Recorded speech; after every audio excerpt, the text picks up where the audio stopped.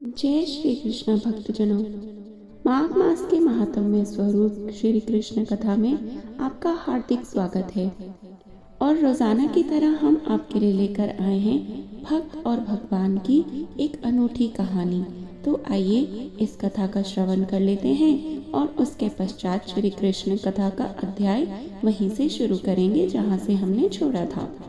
ऐसी ही कथाएं रोज श्रवण करने के लिए कृपया हमारे चैनल को सब्सक्राइब करें, अधिकाधिक शेयर व लाइक करें और कमेंट बॉक्स में अवश्य लिखें जय श्री कृष्ण। दोस्तों, आज की कथा में हम बात करेंगे कि किस तरह जब हम सच्चे मन से भगवान को पुकारते हैं तो वह दौड़े चले आते हैं और हमारी पुकार जरूर सुनते हैं। दोस्तों, भगवान को भी अपने एक सच्चे भक्त की उतनी ही ज़रूरत होती है जितनी हमें भगवान की। तो आज मैं आपको बताऊंगी कि अगर आपके जीवन में किसी चीज़ का अभाव है तो उसकी जगह भगवान का भाव प्रकट करके आप अपने जीवन से उसकी कमी को कैसे दूर कर सकते हैं और आपकी परेशानी बहुत जल्दी हल हो जाएगी। तो भक्तजनों, आज श्रवण करते हैं कि किस तरह बरसाना गांव में एक सेठ की पुत्री बनकर खुद से राधा रानी आई। एक बार की बात है, बरसाना गांव में एक सेठ रहता था जो बहुत धनी था। उसके 3 पुत्र थे परंतु उसकी कोई पुत्री नहीं थी। कुछ समय पश्चात उसकी पत्नी का देहांत हो गया और सभी पुत्रों की शादी हो गई। सभी पुत्र अपने अपने कार्य में व्यस्त रहने लगे। अपने बच्चों में अपनी पत्नी के साथ सेठ के दिल की बात सुनने वाला कोई नहीं था। सेठ को शुरू से ही इस बात का अत्यंत दुख था कि उसकी कोई पुत्री नहीं है, लेकिन अब उसकी पत्नी की मृत्यु के बाद उसको यह दुख और ज्यादा सताने लगा और वह इस बात को लेकर परेशान रहने लगा कि उसकी कोई पुत्री नहीं है। एक दिन एक महान पंडित उसके घर पर आए और उसे देखकर उसने पूछा कि तुम्हें किस बात की परेशानी है, तुम क्यों दुखी हो।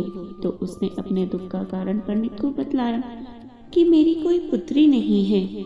तो वह पंडित कहने लगा, लो, यह भी कोई परेशानी की बात है, तुम राधा रानी को अपनी बेटी बना लो। हमारे जीवन में जिस भी चीज की कमी होती है उसको भगवान ही तो पूरा कर सकते हैं। परेशान होने से क्या होगा, तुम राधा रानी को अपनी बेटी मानो और उससे अपने दिल की बात किया करो। देखना, तुम्हें यह अभाव अब कभी नहीं सताएगा। सेठ को पंडित की यह बात खूब भाई और वह ऐसा ही करता है। पहले तो राधा रानी जी की मूर्ति लेकर आता है और प्रतिदिन भोजन करने से पहले राधा रानी को भोग लगाता है, फिर स्वयं भोजन करता है और सोने से पहले राधा रानी के साथ खूब बातचीत करता है। ऐसे ही करते करते वह दिल से राधा रानी को अपनी बेटी मानने लगता है और भूल ही जाता है कि उसकी कोई असली बेटी नहीं है। उसे इस बात का आभास होने लगता है कि उसकी पुत्री सच में है और वह बहुत दिल से उसे अपनी पुत्री मानने लगता है। जब तक वह बात न करे, उसे भोजन न खिलाए, उसका मन ही नहीं लगता और जब वह बात करे तो उसके मन को बहुत संतुष्टि मिलती, जैसे उसे पता ही नहीं क्या मिल गया हो। तो भक्तजनों, एक दिन सेठ के घर पर एक चूड़ी बेचने वाली मनिहारन आई और वह उसकी बहुओं को चूड़ियां पहना कर जाती थी।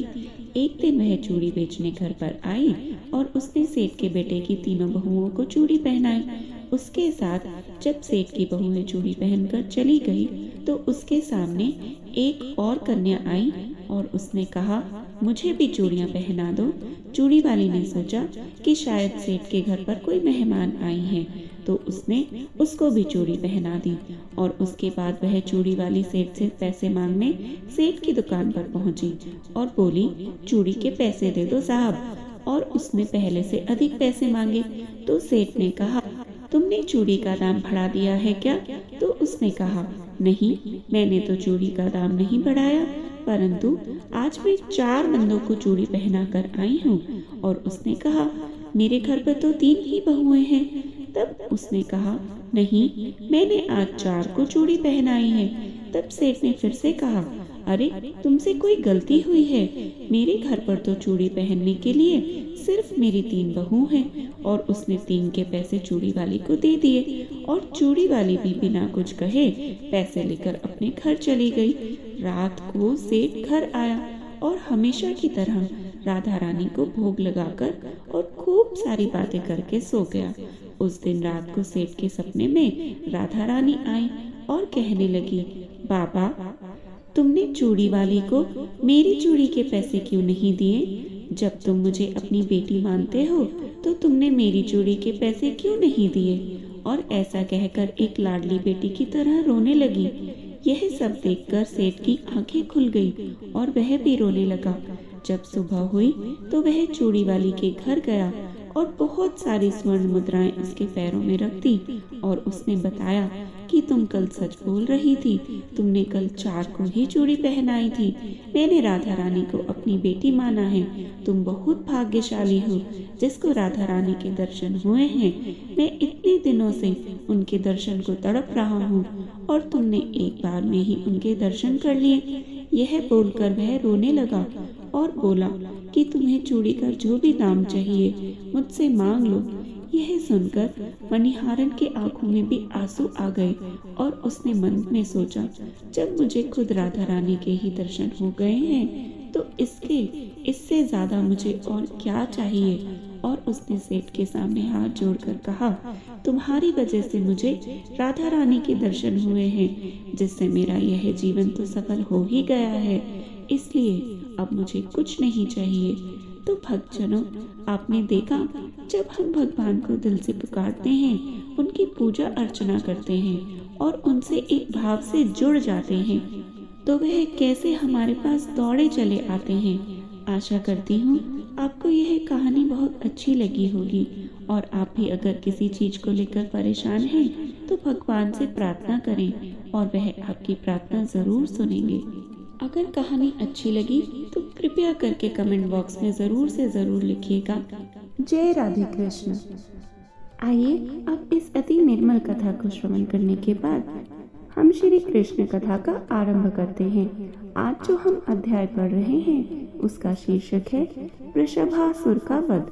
श्री पराशर जी बोले, एक दिन सायंकाल के समय जब श्री कृष्णचंद्र रास क्रीड़ा में आसक्त थे, अरिष्ट नामक एक मदोन्मत्त असुर वृषभ रूप धारण करके सबको भयभीत करता हुआ ब्रज में आया। इस अरिष्टासुर की कांति सजल जलधर के समान कृष्ण वर्ण थी। सींग अत्यंत तीक्ष्ण थे, नेत्र सूर्य के समान तेजस्वी थे और अपने खुरों की चोट से वह मानो पृथ्वी को फाड़े डालता था। वह दांत पीसता हुआ पुनः पुनः अपनी जिह्वा से होठों को चाट रहा था। उसने क्रोधवश अपनी पूंछ उठा रखी थी तथा उसके स्कंद बंधन कठोर थे। उसके कुकुद अर्थात कुहान और शरीर का प्रमाण अत्यंत ऊंचा एवं दुर्लंघ्य था। पृष्ठ भाग गोबर और मूत्र से लिथड़ा हुआ था तथा वह समस्त गौओं को भयभीत कर रहा था।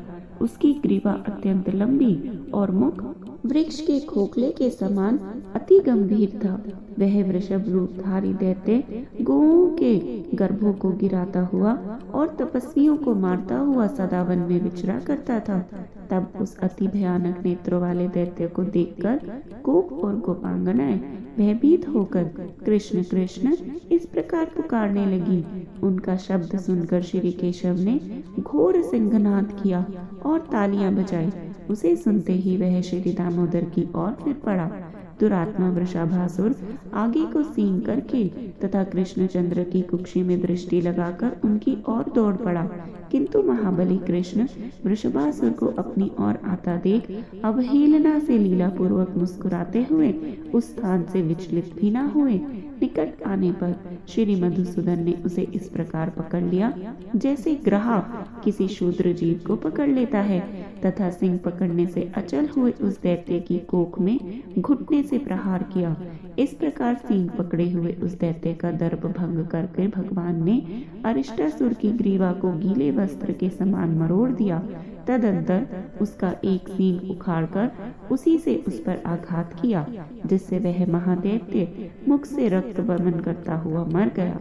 जंब के मरने पर जैसे देवताओं ने इंद्र की स्तुति की थी, उसी प्रकार अरिष्टासुर के मरने पर गोपगण श्री जनार्दन की प्रशंसा करने लगे। जय श्री कृष्ण। आगे का अध्याय कंस का श्री कृष्ण को बुलाने के लिए अक्रूर को भेजना। श्री पराशर जी बोले, वृषभ रूपधारी अरिष्टासुर, धेनु और प्रलंब आदि का वध, गोवर्धन पर्वत का धारण करना, कालिया नाग का दमन, 2 विशाल वृक्षों को उखाड़ देना, पूतना वध तथा शकट का उलट देना आदि अनेक लीलाएं हो जाने पर एक दिन नारद जी ने कंस को यशोदा और देवकी के गर्भ परिवर्तन से लेकर जैसा जैसा हुआ था वह सब वृतांत क्रमशः सुना दिया। देव दर्शन नारद जी से ये सब बातें सुनकर दुर्बुद्धि कंस ने वसुदेव जी के प्रति अत्यंत क्रोध प्रकट किया। उसने अत्यंत कोप से वसुदेव जी को संपूर्ण यादवों की सभा में डांटा तथा समस्त यादवों की भी निंदा की और वह यह कार्य विचारने लगा, ये अत्यंत बालक बलराम और कृष्ण जब तक पूर्ण बल प्राप्त नहीं करते तभी तक मुझे इन्हें मार देना चाहिए, क्योंकि युवा अवस्था प्राप्त होने पर ये अजय हो जाएंगे। मेरे यहाँ महावीर्यशाली चाणूर और महाबली मुष्टिक जैसे मल्ल हैं। मैं इनके साथ मल्ल युद्ध कराकर उन दोनों दुर्बुद्धियों को मरवा डालूंगा। उन्हें महान धनुर्युग के मिस्र से व्रत से बुलाकर ऐसे ऐसे उपाय करूंगा जिससे वे नष्ट हो जाएं। उन्हें लाने के लिए मैं शव फलक के पुत्र यादव श्रेष्ठ शूरवीर अक्रूर को गोकुल भेजता हूँ। साथ ही वृंदावन में विचरने वाले घोर असुर केशी को भी आज्ञा दे दूंगा, जिससे वह महाबली दैत्य उन्हें वहीं नष्ट कर देगा। अथवा किसी प्रकार बचकर वे दोनों वसुदेव पुत्र गोप मेरे पास भी आ गए तो उन्हें मेरा कुवलिया पीड़ हाथी मार डालेगा। श्री पराशर जी बोले, ऐसा सोचकर उस दुष्ट आत्मा कंस ने वीरवर बलराम और श्री कृष्ण को मारने का निश्चय कर अक्रूर जी से इस प्रकार कहा। कंस बोला, हे दानपते, मेरी प्रसन्नता के लिए आप मेरी एक बात स्वीकार कर लीजिए। यहाँ से रथ पर चढ़कर आप नंद के गोकुल को जाइए। वहाँ वसुदेव के विष्णु अंश से उत्पन्न 2 पुत्र हैं। मेरे नाश के लिए उत्पन्न हुए वे दुष्ट बालक वहाँ पोषित हो रहे हैं। मेरे यहाँ चतुर्दशी को धनुष यज्ञ होने वाला है, अतः आप वहाँ जाकर उन्हें मल्ल युद्ध के लिए ले आइए। मेरे चाणूर और मुष्टिक नामक मल्ल युगम युद्ध में अति कुशल हैं। उस धनुर्युद्ध के दिन उन दोनों के साथ मेरे इन पहलवानों का द्वंद्व युद्ध यहाँ सब लोग देखेंगे। अथवा महावत से प्रेरित हुआ कुवलिया पीड़ नामक गजराज उन दोनों दुष्ट वसुदेव पुत्र बालकों को नष्ट कर देगा। इस प्रकार उन्हें मारकर मैं दुर्मति वसुदेव, नंद गोप और इस अपने मंदमती पिता उग्रसेन को भी मार डालूंगा। तदंतर मेरे वध की इच्छा वाले इन समस्त दुष्ट गोपों के संपूर्ण गोधन तथा धन को मैं छीन लूंगा। हे दानपते, आपके अतिरिक्त ये सभी यादवगण मुझसे द्वेष करते हैं, अतः मैं क्रमशः इन सभी को नष्ट करने का प्रयत्न करूंगा। फिर मैं आपके साथ मिलकर इसे यादवहीन राज्य को निर्विघ्नता पूर्वक भोगूंगा। अतः हे वीर, मेरी प्रसन्नता के लिए आप शीघ्र ही जाइए। आप गोकुल में पहुंचकर गोपगणों से इस प्रकार कहें, जिससे वे महिष्य, भैंस की घृत, दधि आदि उपकारों के सहित शीघ्र ही यहाँ आ जाएं। श्री पराशर जी बोले, हे द्विज, कंस से ऐसी आज्ञा पाकर महाभागवत अक्रूर जी, कल मैं शीघ्र ही श्री कृष्णचंद्र को देखूंगा। यह सोचकर अति प्रसन्न हुए। माधव प्रिय अक्रूर जी राजा कंस से जो आज्ञा कहकर एक अति सुंदर रथ पर चढ़े और मथुरापुरी से बाहर निकल आए। आप जानते हैं केशीवत श्री कृष्णचंद्र ने किस प्रकार किया। श्री पराशर जी बोले, हे मैत्रेय, इधर कंस के दूत द्वारा भेजा हुआ महाबली केशी भी श्री कृष्णचंद्र के वध की इच्छा से घोड़े का रूप धारण कर वृंदावन में आ गया। वह अपने खुरों से पृथ्वी तल को खोदता, ग्रीवा के बालों से बादलों को छिन्न भिन्न करता तथा वेग से चंद्रमा और सूर्य के मार्ग को भी पार करता गोपों की ओर दौड़ पड़ा। उस अश्वरूप देते के हिनहिनाने के शब्द से भयभीत होकर समस्त गोप और गोपियां श्री गोविंद की शरण में आ गए। तब उनके त्राही त्राही शब्द को सुनकर भगवान श्री कृष्णचंद्र सजल मेघ की गर्जना के समान गंभीर वाणी से बोले, हे गोपालगण, आप लोग केशी केशधारी अश्व से ना डरें। आप तो गोप जाति के हैं, फिर इस प्रकार भयभीत होकर आप अपने विरोचित पुरुषार्थ का लोप क्यों करते हैं। यह अल्पवीर्य, हिनहिनाने से आतंक फैलाने वाला और नाचने वाला दुष्ट अश्व जिस पर राक्षसगण बलपूर्वक चढ़ा करते हैं, आप लोगों का क्या बिगाड़ सकता है। इस प्रकार गोपों को धैर्य बंधाकर वे केशी से कहने लगे, अरे दुष्ट, इधर आ। पिनाकधारी वीरभद्र ने जिस प्रकार पूषा के दांत उखाड़े थे, उसी प्रकार मैं कृष्ण तेरे मुख से तेरे सारे दांत गिरा दूंगा। ऐसा कहकर श्री कृष्णचंद्र केशी के सामने आए और वह अश्वरूपधारी दैत्य भी मुख खोलकर उनकी ओर दौड़ पड़ा। तब जनार्दन ने अपनी बाह फैलाकर उस अश्वरूपधारी दुष्ट दैत्य के मुख में डाल दी। केशी के मुख में घुसी हुई भगवान कृष्ण की बाहु से टकराकर उसके समस्त दांत शुभ्र मेघ खंडों के समान टूटकर बाहर गिर पड़े।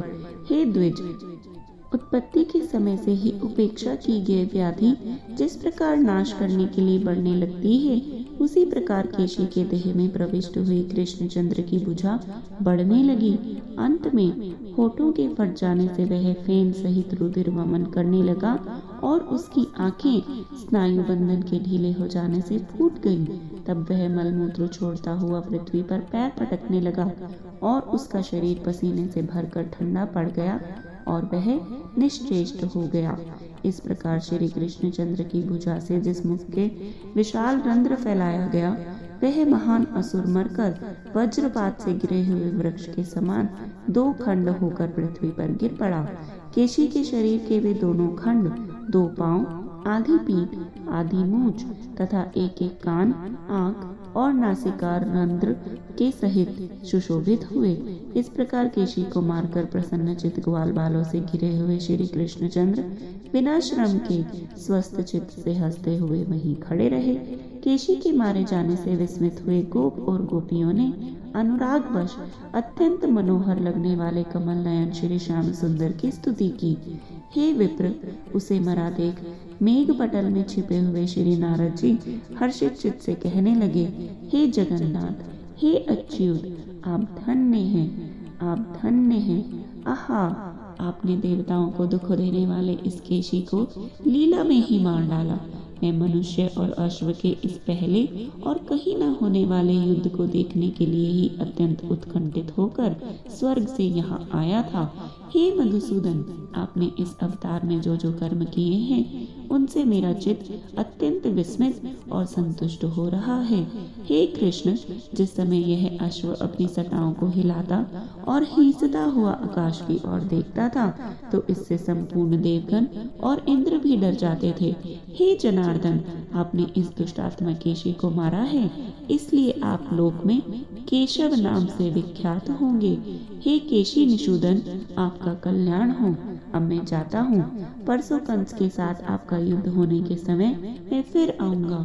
हे पृथ्वीधर, अनुगामियों सहित उग्रसेन के पुत्र कंस के मारे जाने पर आप पृथ्वी का भार उतार देंगे। हे जनार्दन, उस समय में अनेक राजाओं के साथ आप आयुष्मान पुरुष के किए हुए अनेक प्रकार युद्ध देखूंगा। हे गोविंद, अब मैं जाना चाहता हूँ। आपने देवताओं का बहुत बड़ा कार्य किया है, आप सभी कुछ जानते हैं, मैं अधिक क्या कहूँ। आपका मंगल हो, आपका मंगल हो। मैं जाता हूँ। तदंतर नारद जी के चले जाने पर गोपगण से सम्मानित गोपियों के नेत्रों के एकमात्र दृश्य श्री कृष्णचंद्र ने ग्वाल बालों के साथ गोकुल में प्रवेश किया। जय श्री कृष्ण। आगे के इन रोचक अध्यायों का श्रवण करने के लिए कृपया हमारे चैनल के साथ जुड़े रहें और जपते रहें हर हर महादेव।